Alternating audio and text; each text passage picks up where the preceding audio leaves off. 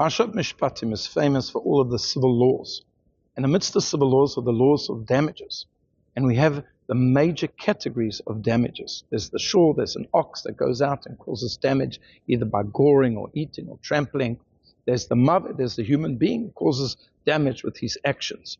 There's the ash, there's the fire that goes out and causes damage, arson, etc. And then there is the bore, the pit. And the Torah says that a person goes into the public thoroughfare and they dig a pit and somebody falls into the pit, an animal falls into the pit and is damaged or killed, then the owner of the pit has to pay. Well, technically there is no owner of the pit because the pit is in the public thoroughfare. So it's not really owned by the person who dug it, but because they dug it, because of their actions, the Torah puts the pit into their possession, into their property, and they have to pay. Why? Because they have placed in the public thoroughfare, in a public place, a michshol, something which is a stumbling block, something which could cause a great deal of damage. Imagine you're driving down the street at 60 kilometers an hour, whatever it is, or on the highway, 120 kilometers an hour, and somebody just dumped something in the middle of the highway.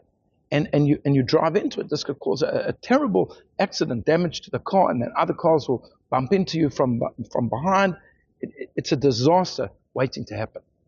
In the yeshiva world, if you have somebody who is a public nuisance, he or she is referred to as a bor reshut harabim.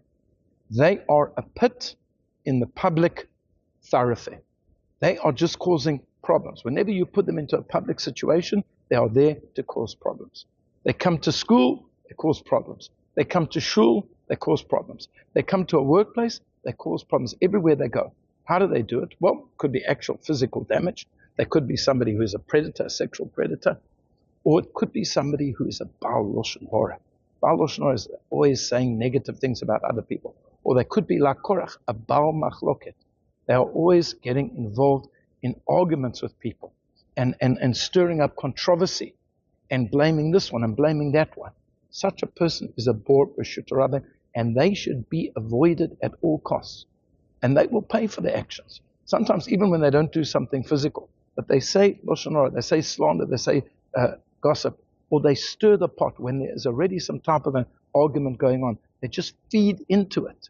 As we see the rebels of Korach did in his time, they fed into it. They are also going to be held responsible. So yes, the Torah speaks about an actual michshol, a stumbling block in the public thoroughfare. But one has to take great care that when you're in public, you're now not in your home. You can't just say what you would behind closed doors. And this applies equally for the internet. Anything that is on the internet is in the public domain. And it's in the public domain 1,000-fold, 1,000,000-fold. So many people can hear it within seconds. Be very careful what you say. Otherwise, you may be a bor b'shut harabim, a pit in the public thoroughfare. I wish you a Shabbat Shalom.